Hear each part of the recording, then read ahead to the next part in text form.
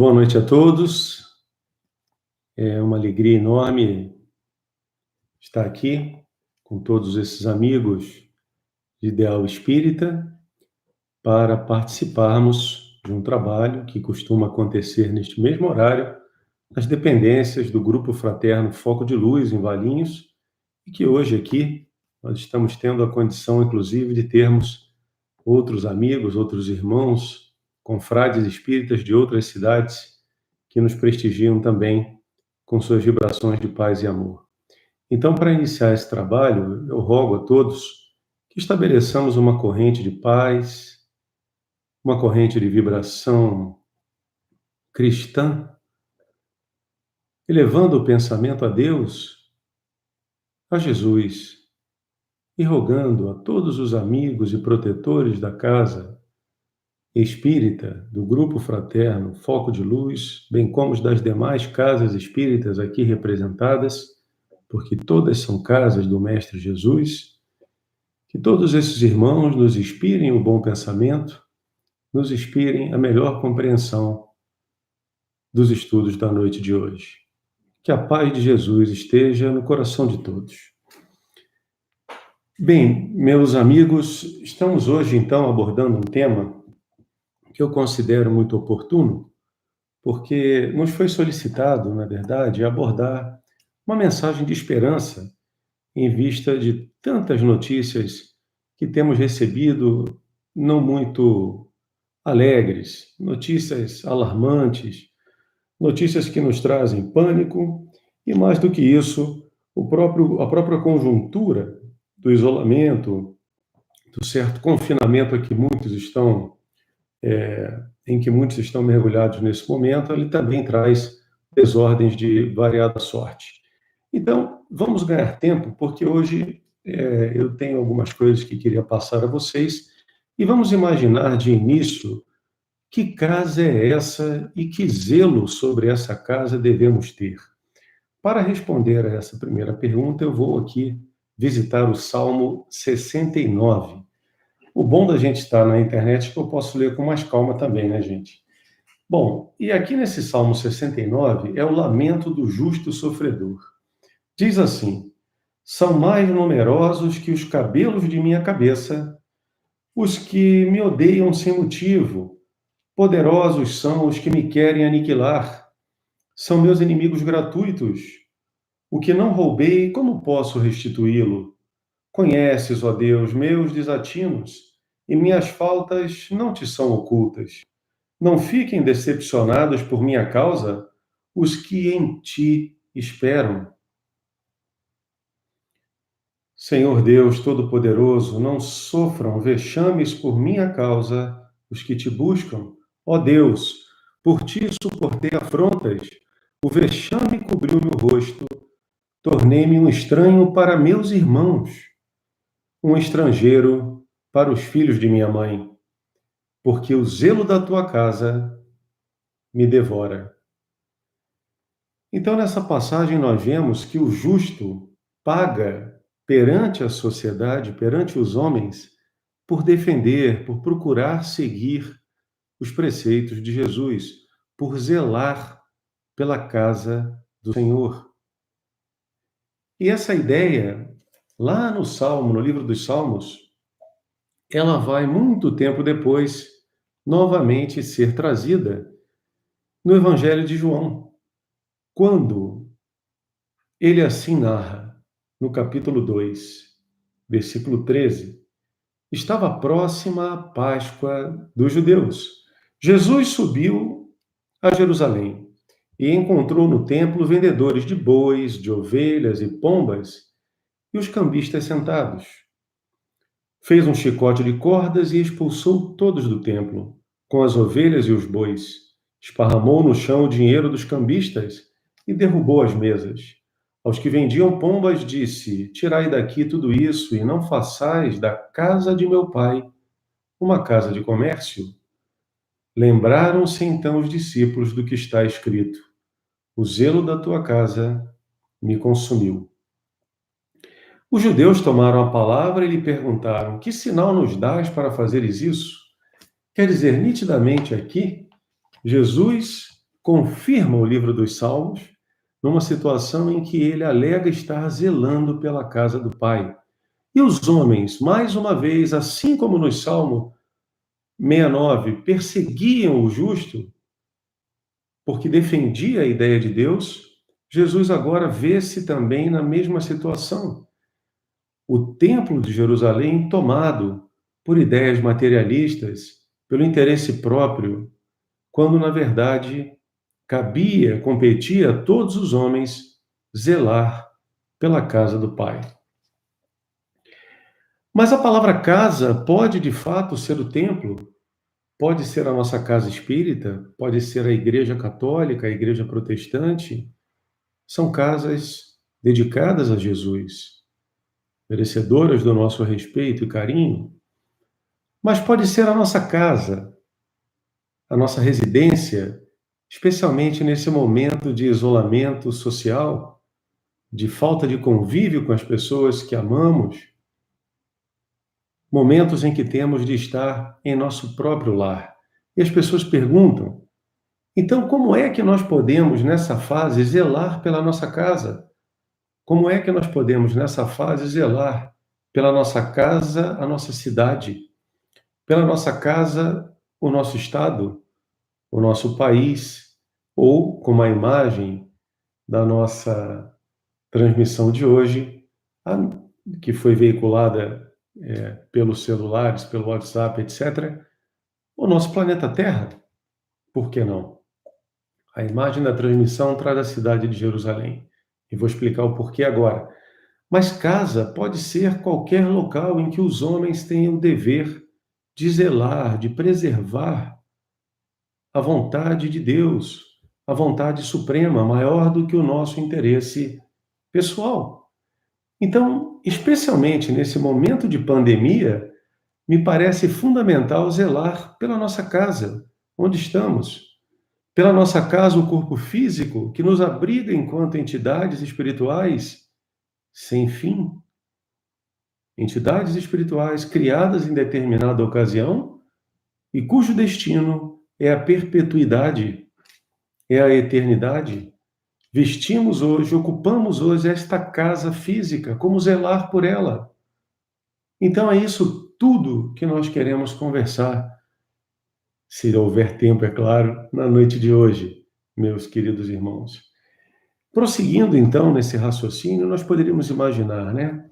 Por que os homens se colocaram contra aqueles que fazem a vontade do Senhor?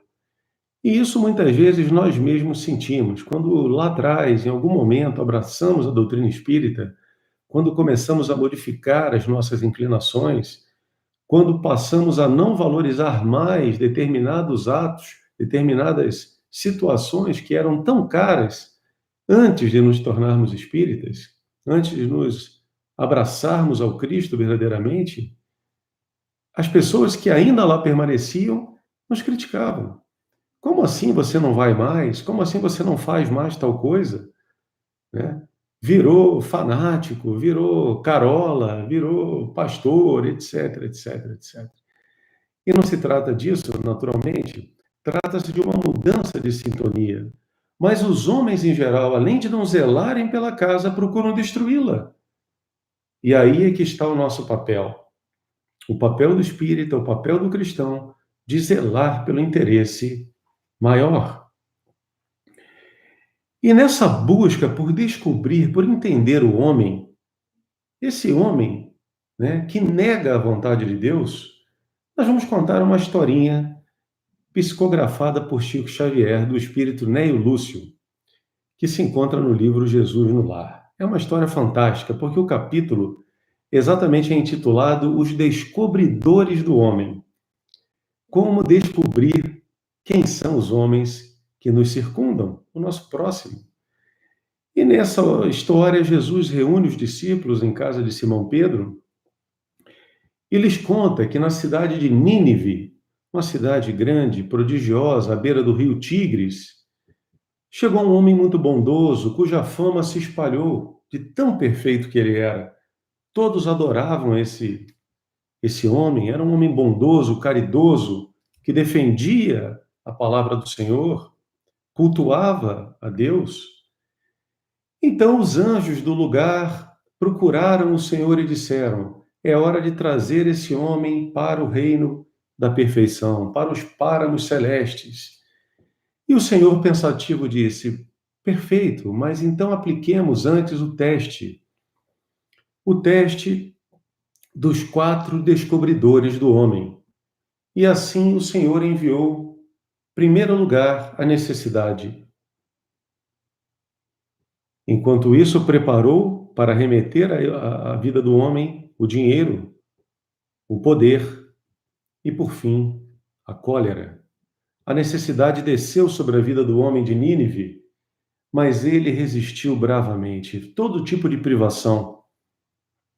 Faltou, faltou afeto, faltou trabalho, faltou consolo, faltou conforto, privações de toda a ordem, privações materiais, privações afetivas, mas ele teve resignação e venceu a necessidade.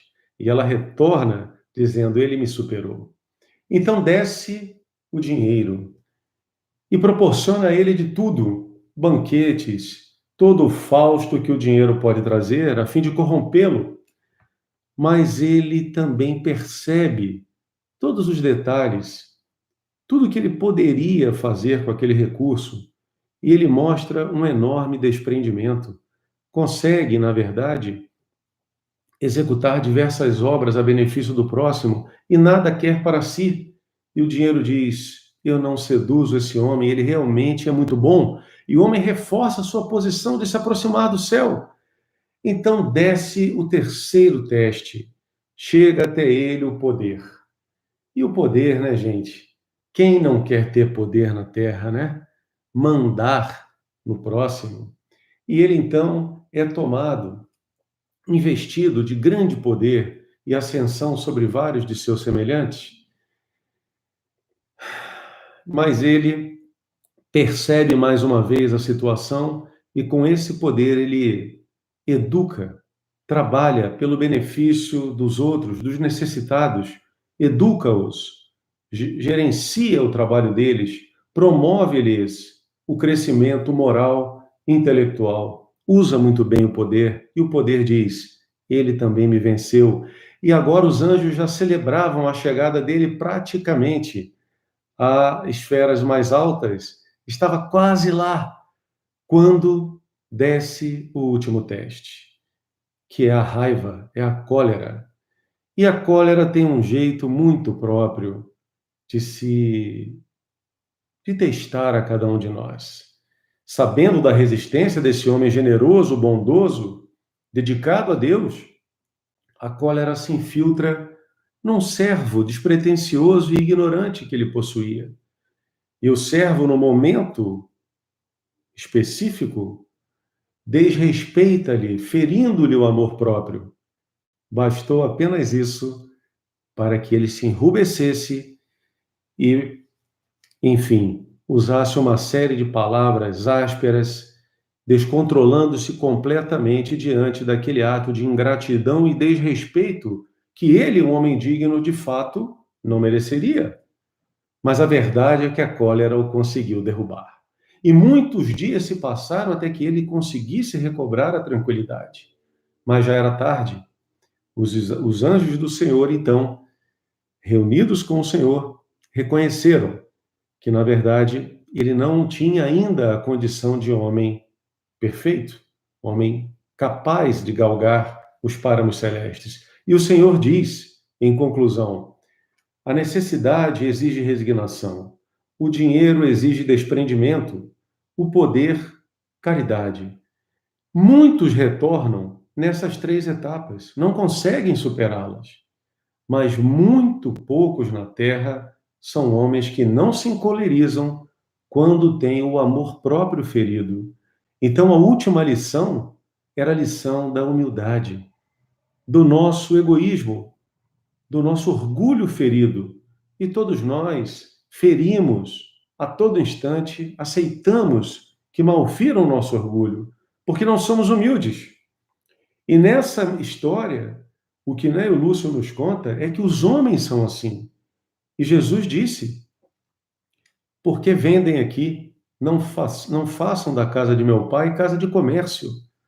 Porque perseguem o justo dos salmos? Porque, na verdade, alguém querer melhorar pode simplesmente ferir o amor próprio de outrem, que não consegue por si só caminhar no sentido do progresso. E Jesus diz mais, em Mateus ele coloca: cuidado com os homens, eles farão você sofrer, levarão vocês às sinagogas, ao tribunal, por meu nome, mas quem resistir até o fim será salvo. Nós estamos diante da mesma ideia de zelar pela casa do Senhor, zelar pelo planeta, zelar pela nossa casa, pelo nosso corpo físico, zelar pelo nosso país, como irmãos, né? Não queremos a perfeição, mas já sabemos, ou melhor, aspiramos sim a ela. Sabemos que ela não é tocável tão rapidamente assim, mas devemos saber o caminho a galgar para caminhar no sentido de alcançá-la. E é aqui que nós estamos refletindo, portanto. E essa passagem que a gente está aqui no Evangelho, né, gente? Trazendo um pouco a mensagem do nosso querido Chico, né? Veiculada pelo Chico Xavier. Mas Allan Kardec também se dedica a esse tema com muita sabedoria e muito esforço, imagino eu. Estávamos ali pelo século XIX, né? Meados do século XIX, quando Allan Kardec, no livro A Gênese, dedicou um capítulo, foi o capítulo 17, sobre a questão da presciência, as predições do Evangelho, né? Como assim nós predizermos os fatos, anteciparmos os fatos? Jesus já os conhecia. E Kardec faz uma imagem para que nós possamos compreender como é possível saber antes, pré-ciência, saber antes fatos que acontecerão no futuro.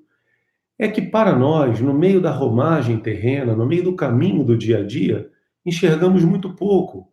Enxergamos as horas, preocupamos-nos com as horas, enxergamos o que acontece no nosso entorno apenas. Mas se alguém subisse no alto de uma montanha e avistasse toda a planície, veria o caminho de 6, 10 quilômetros e alguém caminhando por esses 10 quilômetros. Veria todos os perigos, saberia que na frente tem um buraco, que tem a chance de um assalto, que tem uma taverna para repouso, que tem um rio. Saberia, porque do alto ele já contempla tudo aquilo. Não é a mesma noção de tempo, de duração da viagem de quem está caminhando, sem saber os sucessos, os fatos que acontecerão mais adiante.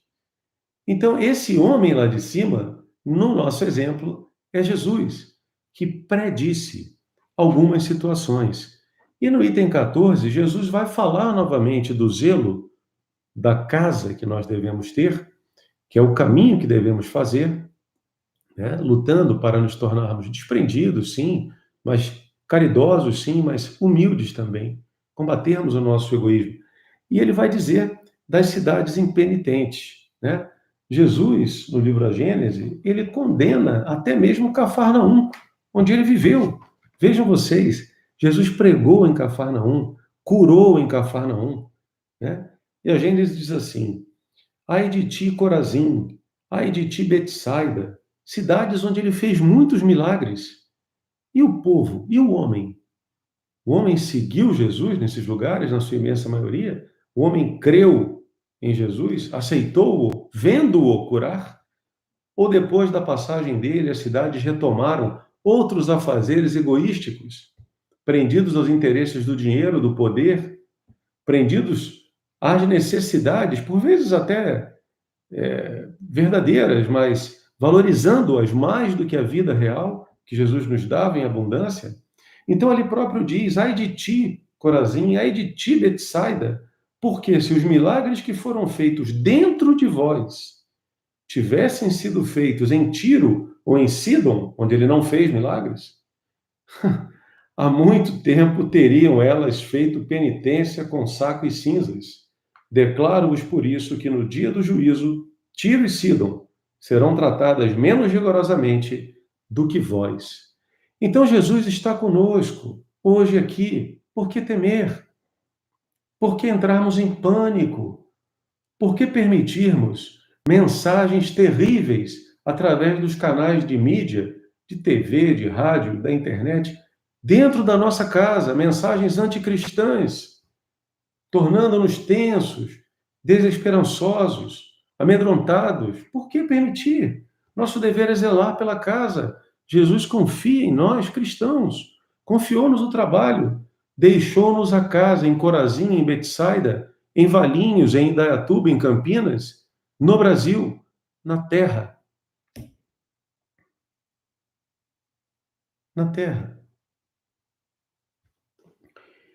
E ele diz mais: Cafarnaum, elevar-te-ás sempre até o céu, serás abaixada até o fundo do inferno.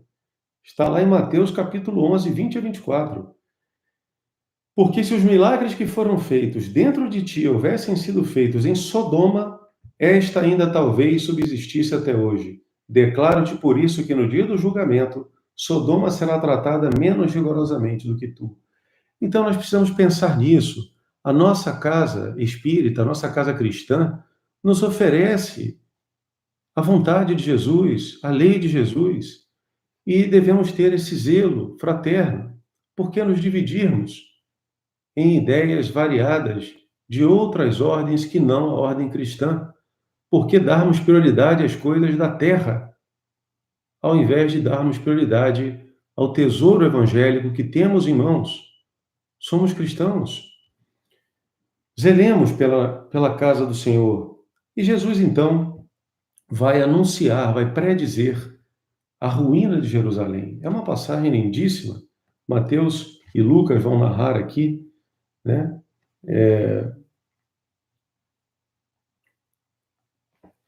Vou até trazer aqui uma para vocês, por exemplo, sobre Jerusalém. São muitas, não lerei todas, mas algumas. Tendo chegado perto de Jerusalém, contemplando a cidade, que está aí na chamada do vídeo, né? Vou ter uma foto para a gente hoje. Ele chorou por ela, dizendo: Ah, se ao menos neste dia que ainda te é concedido, reconhecesses aquele que te pode proporcionar paz, mas agora tudo isto se acha oculto aos teus olhos. Tempo virá para ti em que teus inimigos te cercarão de trincheiras, te encerrarão e apertarão de todos os lados, em que te deitarão por terra, a ti e a teus filhos, que estão dentro de ti, e não te deixarão pedra sobre pedra, porque não reconheceste o tempo em que Deus te visitou. São Lucas 19, 41. E não foi o que aconteceu a Jerusalém? Alvo de todo tipo de guerras, foi sitiada, muitas pessoas morreram. Então nós temos aqui um fenômeno de presciência que Allan Kardec vai se dedicar no livro A Gênese. E ele anuncia a ideia da presciência. E vejam como é curioso, porque tem tudo a ver com esse evangelho de João, quando Jesus fala do templo,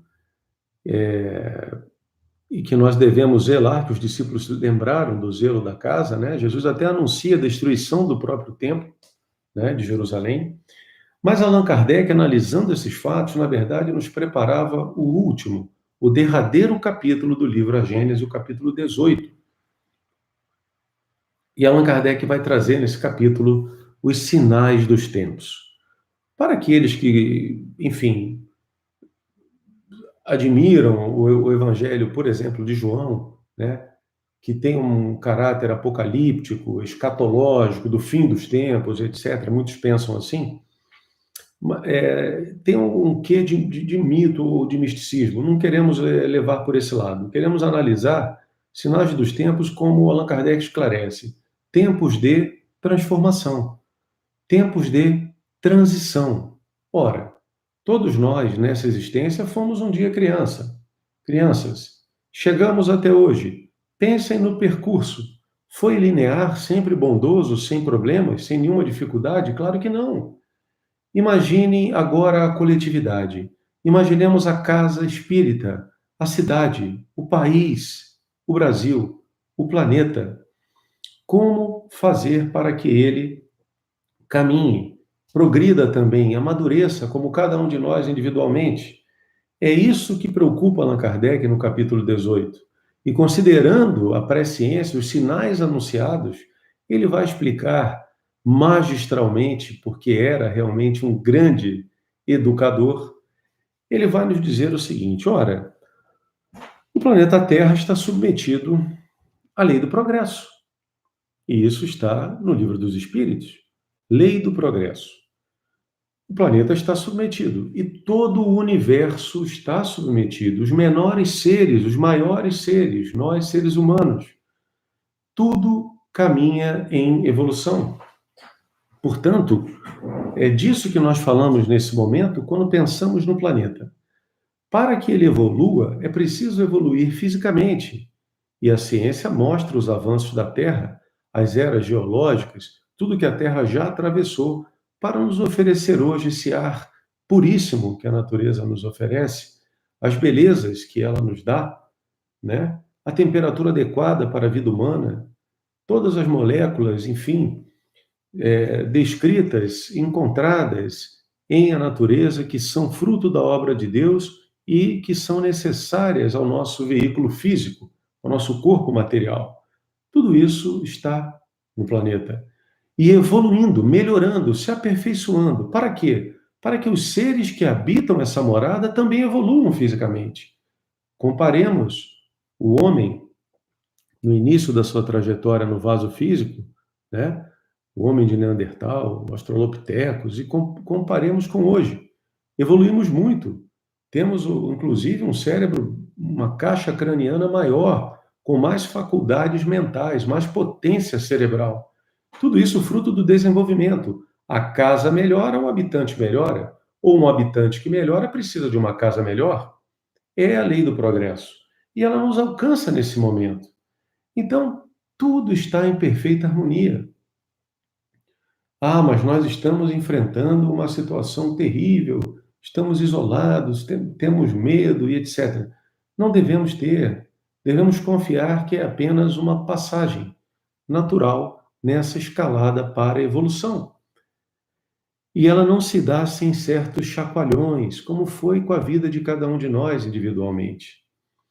Então Kardec vai nos explicar isso, dizendo que o globo, para progredir, ele tem que percorrer duas estradas: o progresso físico, que já comentei, e o progresso moral. O progresso moral do planeta Terra. A humanidade já se encontra madura para subir um degrau? Quando isso acontece, são chegados os tempos de mudança. A Terra, na escala que Kardec nos apresenta, já foi um mundo de sofrimento. Já evoluiu para um mundo de provas e expiações, onde nos encontramos hoje. E quer ser um mundo de regeneração, sem expiações, sem sofrimentos expiatórios. Para galgar esse degrau, para atravessar essa fase, alguns chacoalhões ela vai sofrer. Como todos nós, quando avançamos rumo ao progresso interior. E o progresso moral não vem sem esforço. É preciso mudar condutas. O nosso homem de Nínive foi reprovado, tendo infinitas qualidades, inúmeras qualidades. Ele suportou todas as provações do dinheiro, do poder, da necessidade com resignação, mas caiu na cólera, porque ainda tinha amor próprio, ainda era orgulhoso. Superar isso envolve muitas vezes o mecanismo da dor. E é isso que nós estamos atravessando, né? Porque, afinal de contas, o homem avançou muito intelectualmente, mas o avanço intelectual já chegou, né, à Lua. Olha todo esse aparato que agora nos permite conversar sem estarmos um ao lado do outro. Que coisa notável! Que coisa notável essa engenhosidade humana. Mas eu pergunto, esse avanço intelectual, ele é capaz de regenerar o homem moralmente? Não, não é. Porque se fosse, várias inteligências que estão hoje encarnadas seriam homens exemplares, e não são. O avanço moral exige caminhar na caridade, praticar a caridade, sair, gastar o seu tempo, a sua energia, dedicar-se, doar-se, exaurir-se muitas vezes a benefício de outrem, Quantos de nós fazemos isso naturalmente no planeta? A fraternidade, a solidariedade desinteressada, não por defender determinados grupos partidários ou corporativos. Não, desinteressada, apenas em nome de Jesus. Isso é que vai causar o bem-estar geral. E a Terra não pode progredir só intelectualmente. Para galgar o degrau, precisa avançar do mesmo modo moralmente. Nesses tópicos que nós estamos comentando. E como é que o homem pode, afinal, melhorar o seu sentimento? Que deve fazer o homem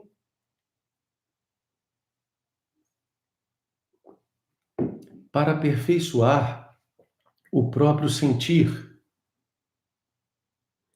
Allan Kardec nos diz, nos afirma, que a época é de transição, e isso desde o fim do século XIX. Estamos atravessando essa transição, e claro que agora, já no 21, andamos bem com relação ao tempo que Kardec esteve aqui. Mas reparem que coisa interessante. Nós assistimos nos últimos anos a tsunamis, determinados conflitos locais, guerras mesmo, localizadas em determinados pontos do planeta. Talvez esses locais estivessem sendo chacoalhados em busca de melhoria, de aperfeiçoamento intelectual e moral, especialmente moral. Mas reparem no que acontece agora. Não estamos diante de uma epidemia, mas estamos diante de uma pandemia. O prefixo epi significa movimento para. Então, uma epidemia é o surgimento de uma doença que acomete a muitas pessoas em dado local, pontualmente. Mas uma pandemia é o alastramento dessa doença ao ponto de comprometer, talvez até o globo, como acontece nesse momento. Planeta Terra, todo envolvido, uns lugares mais, outros menos, mas todo ele envolvido com relação a um vírus que jamais se ouviu falar antes do encerramento do ano passado. E ele vem causar, então, um efeito cujo prefixo pan significa tudo e todos. Então não é uma epidemia, mas sim uma pandemia.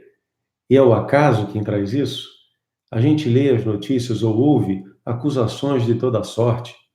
Acusamos-nos internamente, acusamos-nos externamente aos nossos irmãos de outras nacionalidades, quando, na verdade, tudo no planeta obedece à vontade maior.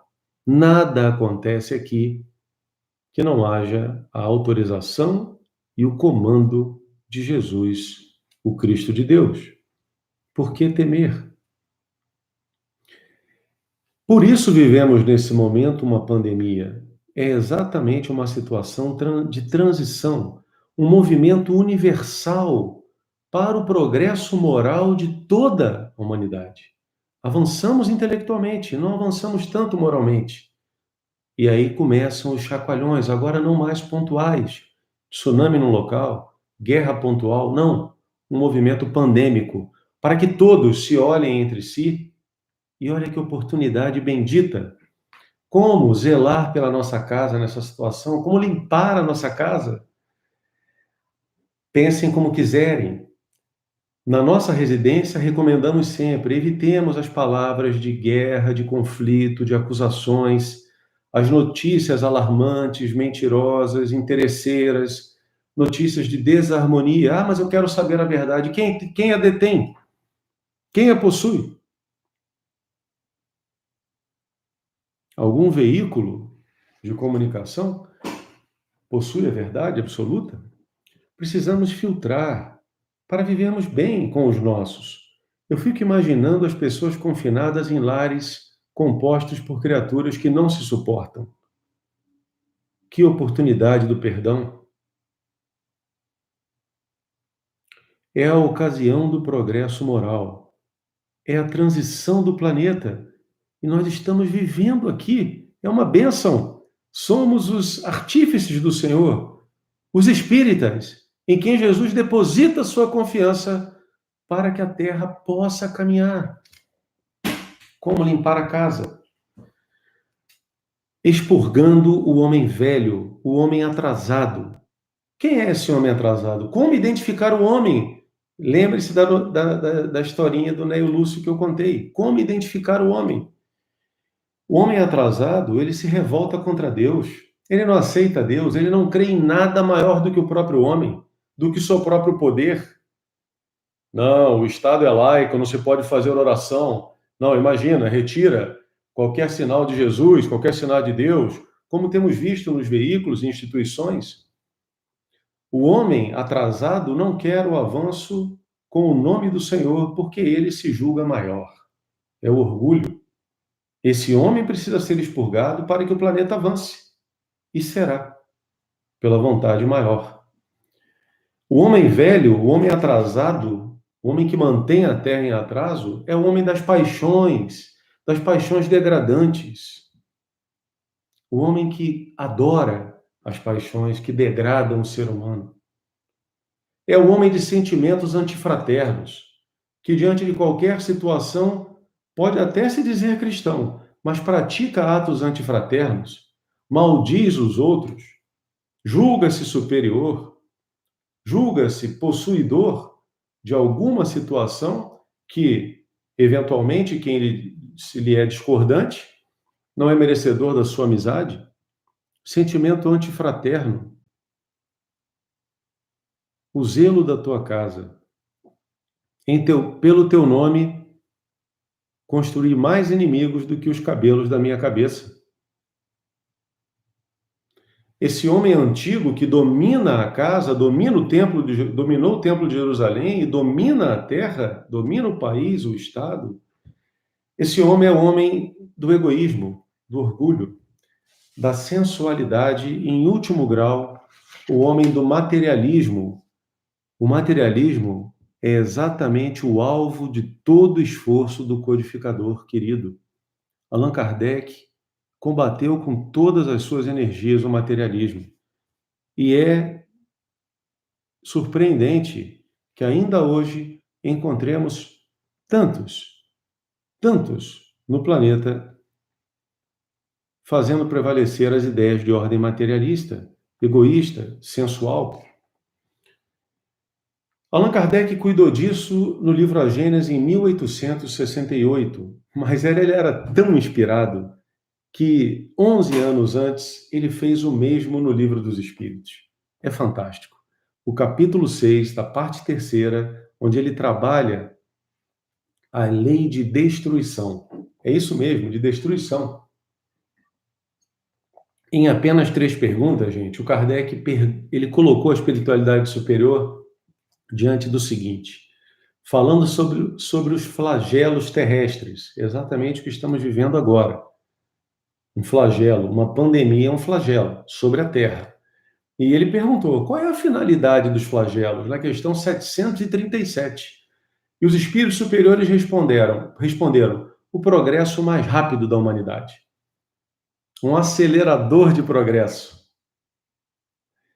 Kardec não se fez de rogado, nunca aceitava tudo muito rapidamente. Na 738 ele volta. Mas Deus não teria outros meios para fazer o homem progredir? Por que um flagelo sobre a terra?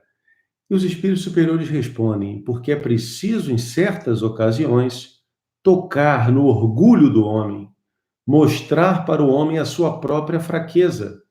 Não posso me locomover, não posso cuidar do meu negócio lá fora, não posso trabalhar, não posso ver outra pessoa. A minha vontade está submetida a uma vontade maior, que não é da autoridade pública. A autoridade pública está cumprindo um dever, naturalmente, de sanidade, mas é uma vontade maior do que de todos os integrantes que viajam nesse planeta maravilhoso. Deus teria outros meios, sem dúvida, mas escolheu o flagelo porque toca no nosso orgulho, mostra-nos que somos fracos diante de Deus, o que nos torna humildes, os que nos faz não mais cedermos à cólera. E assim, tal qual o homem de Nínive, quem sabe possamos ascender aos páramos celestes. E na 740, Kardec ainda pergunta sobre a destruição, sobre os flagelos. Mas a terra precisa também de provas morais? Os flagelos são provas também de ordem moral? Olha que ele vai concluir lá na Gênesis o que eu acabei de falar. O avanço não só intelectual quanto moral. E na 740 eles vão responder: os flagelos são uma excelente oportunidade de avanço moral, porque ocasionam, facultam ao homem exercitar a inteligência. Olha a gente aqui se falando, olha a gente reunido em vibração, através da tecnologia, né? E a inteligência para descobrir vacinas, para, enfim, essa oportunidade do flagelo faz mais pelo homem, dá a ocasião de demonstrar paciência. Paciência. Não aguento mais ir da sala para a cozinha e da cozinha para o quarto. A paciência é uma grande virtude. Dá-nos oportunidade de resignação ante a vontade de Deus, aceitar a vontade de Deus. Dá-nos ainda a chance de manifestar a nossa abnegação, o nosso desinteresse e o nosso amor ao próximo. Que oportunidade bendita! E as pessoas, por vezes, maldizendo a criação ou o seu próprio irmão, que é tão vítima quanto cada um de nós mesmos, independente das funções que exerçam, seja de um chefe de Estado qualquer, de um diretor de hospital qualquer, de um cientista qualquer. Todos estamos aqui na mesma romagem. E o Livro dos Espíritos encerra dizendo isso. E agora, aproximando-me do fim dessa jornada de hoje, eu quero fazer uma homenagem específica a um homem que nos deu tudo isso enquanto viveu no planeta. Porque é muito fácil apontarmos para Jesus e pensarmos, mas ele era Jesus. Mas Jesus é tão bom que, para nós avançarmos moralmente, e também intelectualmente, ele faz mergulhar na carne muitos dos seus eleitos. Homens de escola que aceitam vir à Terra para nos impulsionar ao progresso, nos dando exemplo. E na sua curtíssima existência, nós vamos encontrar na figura de Eurípides Barçanufo alguém que passou por tudo isso que acabei de dizer. Sofreu na carne e muito a perseguição por zelar pela casa do Senhor, foi perseguido de toda sorte, de todo tipo de perseguição ele sofreu. E o curioso é que Barçanufo estará completando agora, no dia 1º de maio, estamos celebrando, então, portanto, hoje podemos já comemorar 140 anos do seu nascimento. É uma data especialíssima, 1º de maio, 1880 e 2020 agora. Quem foi esse homem? Em pouquíssimas palavras, eu quero só agradecer a Eurípides por ter vindo nos mostrar como zelar pela casa do Senhor. Vejam que era um espírito que nasceu numa cidadezinha de 2.000 pessoas, uma cidade pobre chamada Sacramento, né? Um local que ainda hoje é pequeno, imaginem vocês há 140 anos atrás, mas ele aceita corajosamente a tarefa e muda o panorama da cidade. Um único homem, não só da cidade, como da região. Ele muda. Eurípides era um poliglota, dominava diversos idiomas. Eurípides era um polímata. Ele conhecia e escrevia, publicava na Gazeta de Sacramento artigos sobre economia política. Sem internet, hein, gente? Sem uma grande biblioteca na cidade. Escrevia sobre economia política. Nunca teve um título superior. Escrevia sobre direito público. Escrevia sobre pedagogia, porque era um grande educador. Escrevia sobre literatura, filosofia, sobre medicina, que era um dos maiores interesses da sua existência, sobre astronomia, imaginem vocês, em Sacramento, e naturalmente sobre matemática. Dominava diversas ciências, era de uma inteligência incomum, não tinha títulos da Terra, mas o espírito já trazia essas características, esse avanço intelectual. Embora cercado de situações humildes, ele projetou-se sempre muito acima da média. Ainda jovem, foi reconhecido pelos seus professores como alguém a ser promovido por uma classe mais adiantada, e lá chegando já se tornou diretamente assistente dos próprios professores. Ainda menino, era de família católica e zelava pelo catolicismo com toda a honestidade do seu típico coração cristão. Como educador, ele teve um papel extraordinário, porque adotou, naquela época, o método de Johann Heinrich Pestalozzi. Não há registro se ele conhecia algo de Pestalozzi, provavelmente não, não havia internet, mas o fato é que ele suprimiu a punição aos alunos. Ensinar era um prazer. Os alunos iam até ele e ele lecionava diversas disciplinas sem que os alunos tivessem de oferecer a mão à palmatória, uma prática corrente no ensino daquela época. Ele, então, consegue, usando o método de Pestalozzi, lembrando que Pestalozzi é o mentor, o educador de Allan Kardec, que vai ser o grande educador e codificador da doutrina espírita. Portanto, Barçanufo já trazia isso das suas vidas anteriores. E ele funda na cidade o Liceu Sacramentano, o grande Liceu de Sacramento. O colégio faz enorme sucesso. Mas esse educador renomado também se interessava pela medicina e começa a estudar tudo o que podia sobre isso. É inclusive aprovado na Faculdade Nacional de Medicina no Rio de Janeiro. Notável, né? Mas a sua mãezinha padecia de crises nervosas e ele teme deixá-la no interior naquela situação.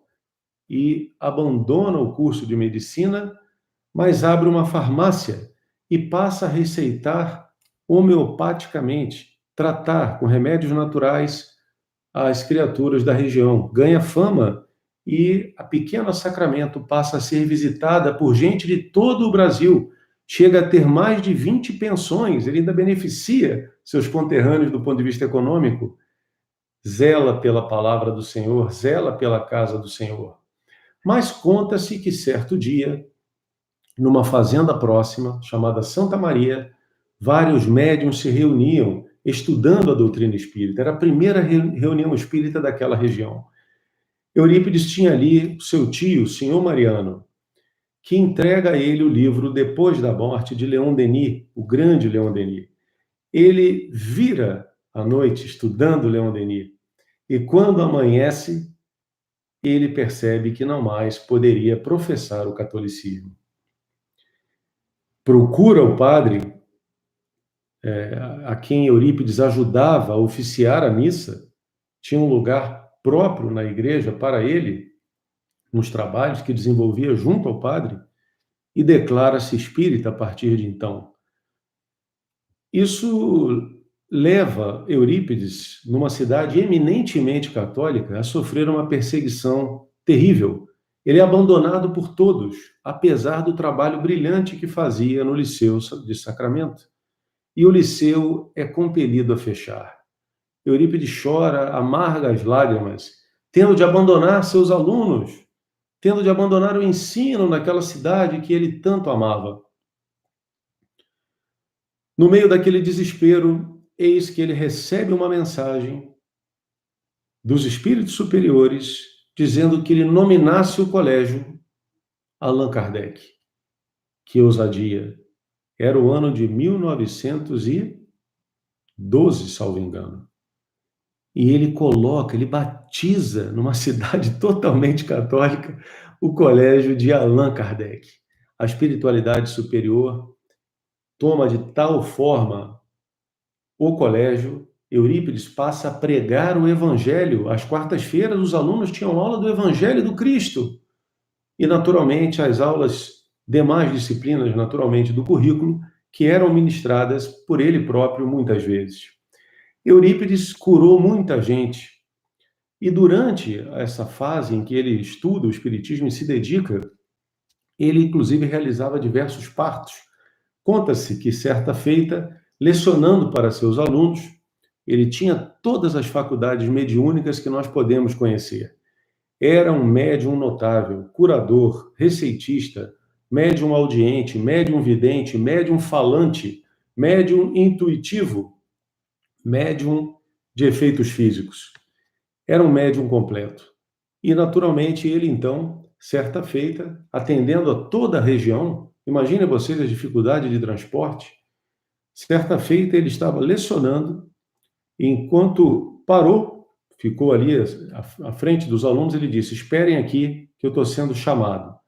Enquanto entrou em transe, desdobrou-se, né? O corpo ficou ali, o espírito viajou e materializou-se no local onde uma moça, estava com dificuldades para ter o seu neném. O neném não estava encaixado e havia risco para a mãe. Eurípides sente através da prece o chamamento, desdobra-se, tem autorização para isso, porque entre seus mentores havia ninguém menos do que Bezerra de Menezes, São Vicente de Paulo e até João, o Evangelista. Ele então vai, ladeado por esses espíritos de luz, chega até lá, salva a mulher, retorna e diz aos seus alunos: fiz o parto, mas o marido está vindo aqui. Ele está desesperado. Ele vem a cavalo, agora ele está subindo a escada, ele vai bater na porta, os senhores levantem para cumprimentá-lo. Os alunos se levantam, em poucos instantes ouve-se a batida na porta: seu Eurípides, faça o parto da minha mulher. Os alunos cumprimentam, sentam-se, ele diz: pode voltar, eu já fiz. Mas o homem não acredita: como? Eu vim a cavalo, o senhor deveria ter passado por mim. Eu já fiz o parto, a criança passa bem, pode voltar a casa. Mas o marido, desesperado, agarra no braço de Eurípides e diz: só sai se o senhor for comigo. Eurípides volta agora com o próprio marido, pai, e a mãe, vendo ele chegar novamente, fala: mas seu Eurípides não precisava ter voltado? Eu estou passando muito bem com a criança. E ele, então, com essa espetacular caridade, esse incansável senso de serviço, ele nos deixa esse exemplo de caridade, de fraternidade, de solidariedade e de operosidade, né? Foi perseguido, porque sofre até processo, né, por prática ilegal da medicina, mas não foi condenado. A espiritualidade ajudou, na verdade, a sair disso. E como é que desencarnou Eurípides Barçanufo? Ele nos deu todos esses exemplos na chegada do planeta, durante a sua curta existência de apenas 38 anos, e ainda nos ajuda a entender também, nos legando uma lição no seu próprio desencarne, no seu próprio falecimento. Eurípides foi vítima da gripe espanhola, uma pandemia, talvez a última que nós tenhamos tido antes da atual. Eu trouxe aqui só uns dados anotados que eu quero dizer para vocês.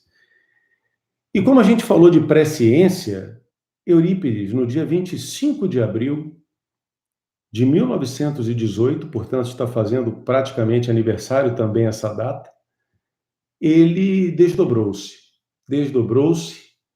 e foi recebido por São Vicente de Paulo, que era o seu mentor.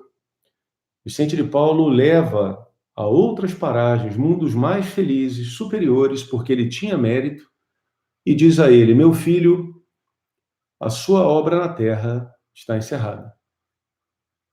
Eurípides prossegue trabalhando depois dessa visão, depois de saber antecipadamente sobre a sua própria morte, não se afeta, continua trabalhando confiante em Deus, zelando pela casa do Senhor, até que a gripe espanhola chega ao Brasil e ele trata de vários doentes, mas é contaminado, vindo a desencarnar no dia 1º de novembro daquele 1918. Para vocês terem uma ideia de quão terrível foi a gripe espanhola, em comparação com o que temos hoje, flagelos para que nós possamos avançar moralmente o planeta, alguns dados para que vocês saibam. O Covid-19 infectou no mundo aproximadamente 2 milhões de pessoas até o dia de hoje. Dados aproximados, um pouquinho mais, tá? 2 milhões. A gripe espanhola infectou 500 milhões. Vou repetir. O Covid infectou 2 milhões. A gripe espanhola, há 100 anos atrás, com muito menos estrutura, com muito menos intelecto desenvolvido do homem, ela atingiu 500 milhões de seres humanos do planeta. Os mortos pelo Covid-19, atualmente, são da ordem aproximada, dados de ontem e hoje, aproximadamente 150 mil mortos, lamentavelmente.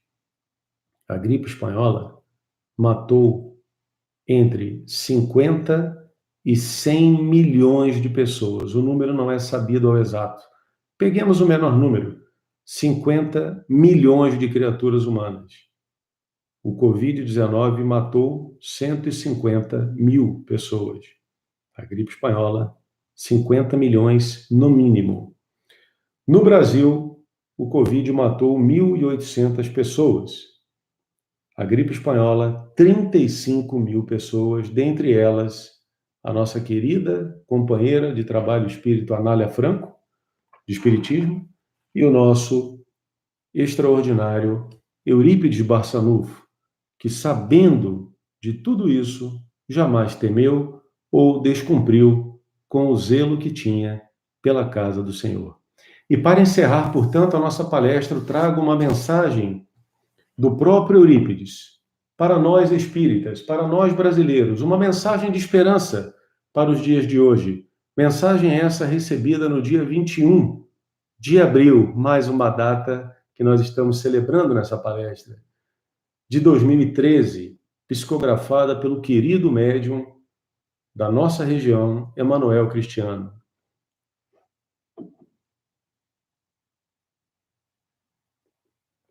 Com essa mensagem, encerramos a nossa contribuição vibrando com Jesus.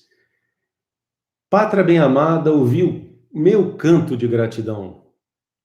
Teus ubérrimos campos sustentam a vida. Tuas planícies ubertosas festejam a natureza em corolas perfumadas e multicoloridas. Teus flumes da cor da prata, da ocra, do âmbar e do cristal serpenteiam caudalosos e fartos. Teus mares de safira e esmeralda escondem ricos tesouros.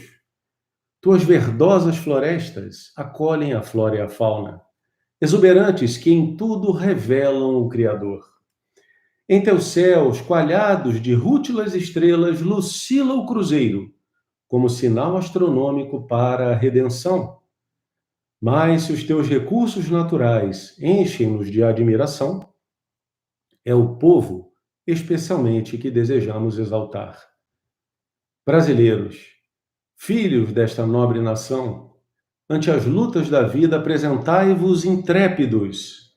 Desde que Cabral, capitaneando as naus do descobrimento, ostentando a cruz e o ideal dos templários, rompeu o Atlântico, a terra de Pindorama fez raiar o sol do novo mundo.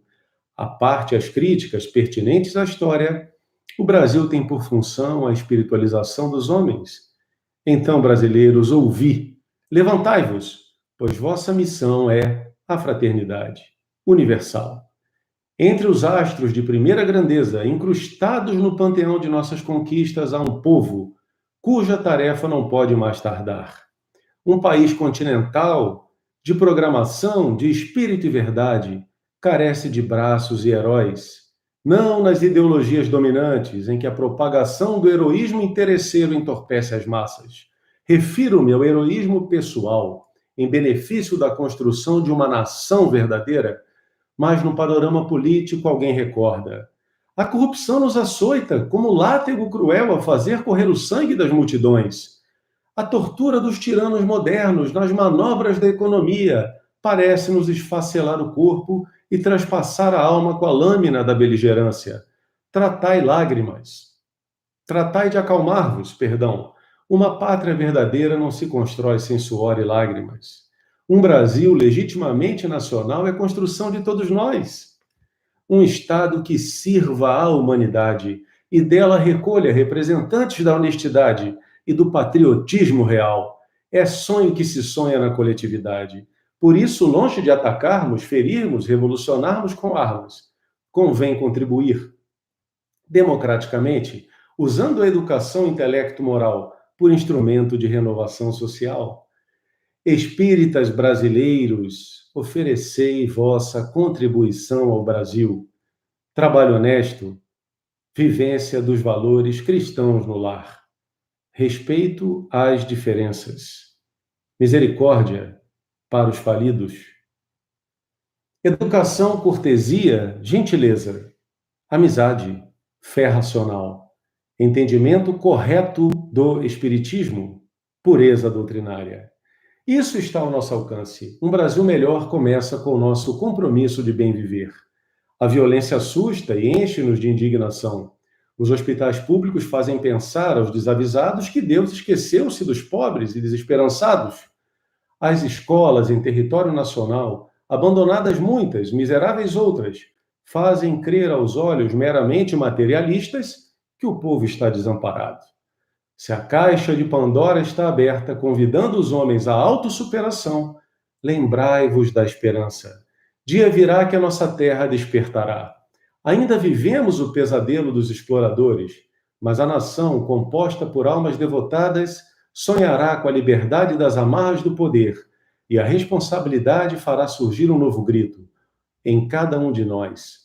E o clamor dessa nova independência, no Ipiranga de confiança, nos conduzirá na construção de um Brasil mais justo e nobre. O brado novel, porém, diferente do de outrora, retumbará mais forte. Brasil, pátria do Evangelho, brasileiros, irmãos, bendizei esta terra, amai-a. Entidades maiores clamam a Deus pelo renascimento e rogam ao Brasil por honra de trabalho. Muitos colonizadores retornarão das campas para devolver ao povo o que ao povo pertence por direito. Mas trabalhai, colaborai, vossa bandeira tem de ser o labor.